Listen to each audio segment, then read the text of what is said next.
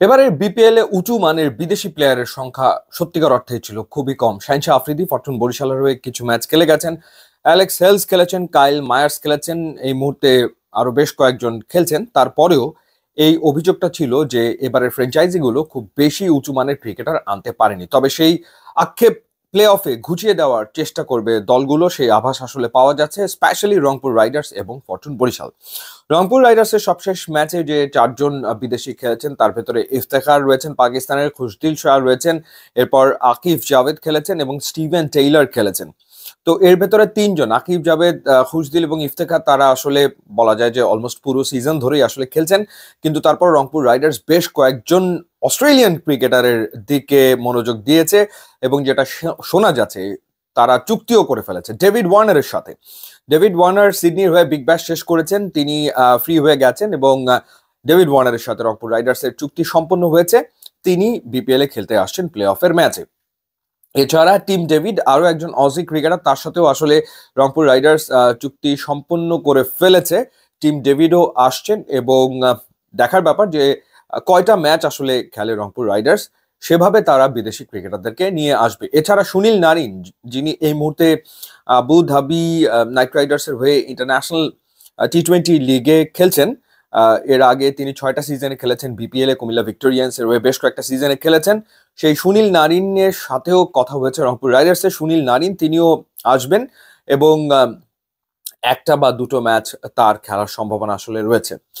এছাড়া আরো একজনের সাথে রংপুর রাইডার্স প্রাথমিকভাবে আলোচনা করেছেন, তিনি আইপিএল মাতানো জ্যাক ফ্রেজার ম্যাকগার্ক।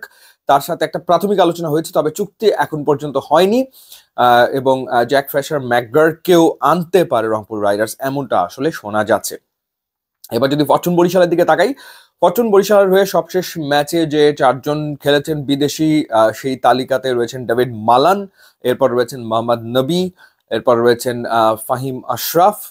এই তিনজন তো খেলেছেনই। এর ভেতরে ডেভিড মালান বেশ ভালো পারফর্ম করেছেন, Fahim Ashraf through out the season দারুণ পারফর্ম করেছেন, কোনো সন্দেহ আসলে নেই। এছাড়া মোহাম্মদ নবী তিনি খেলছেন এবং জেমস ফুলারকে তারা আসলে খেলিয়েছে। ফরচুন বরিশাল তারা যতটা শোনা যাচ্ছে যে অ্যাডাম মিলনে, নিউজিল্যান্ডের ক্রিকেটার, তাকে আনতে পারে। এছাড়া ডেভিড মিলারের প্রতি তাদের আগ্রহ ছিল, কিন্তু মিলার আসলে ইনজুরিতে পড়ে গেছেন, সুতরাং তার আর আশা হচ্ছে না।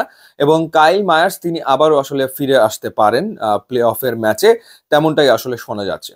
চিটাগং কিংস সুপার 4 এর রেসে রয়েছে, প্লে অফের দৌড়ে রয়েছে এবং চিটাগং কিংস কার সাথে যোগাযোগ করেছে নতুন করে সেটা এখনো জানা যায়নি। তবে মঈন আলীর ব্যাপারে তাদের যথেষ্ট রকম আগ্রহ রয়েছে এবং মঈন আলীর সাথে তারা যোগাযোগ রক্ষা করে চলেছে, সেই ক্ষেত্রে তার আসার সম্ভাবনা রয়েছে প্লে অফের ম্যাচ খেলতে।